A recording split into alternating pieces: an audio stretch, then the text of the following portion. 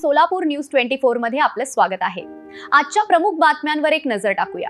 दिनांक 15/4/2026 रोजी रात्री 10 वाजण्याच्या सुमारास विजापूर नाका पोलीस स्टेशन येथे एक फोन आला आणि सांगितलं की एका महिलेच्या अंगावरती पतीने रॉकेल टाकलंय आणि तिला पेट्रोल टाकलंय आणि तिला पेटवलंय। त्याप्रमाणे आम्ही सदर ठिकाणी जाऊन खात्री केली तर विजापूर नाका पोलीस स्टेशन गुन्हा रजिस्टर नंबर 234/26 BNS कलम 85 109 115 352 351 35 नुसार गुन्हा दाखल केला। फिर्यादीचे नाव नरगिस फैयाज शेख वय 32, आरोपीचं नाव फैजान जावेद शेख 35 वर्ष, तिचा पती आणि तिचे काही त्याचे नातेवाईकांची पतीने नावं सांगितल्यात।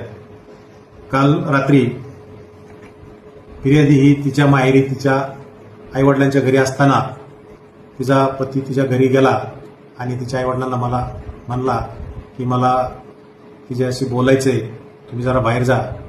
आणि आज जा गेल्यानंतर दरवाजा लावून घेतला आणि त्यांनी तिच्या अंगावरती पेट्रोल टाकून लायटरने ते आग लावली असं फिर्यादीने तिच्या जबाबदार सांगितलंय।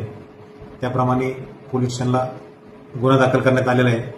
पुढील तपास चालू आहे।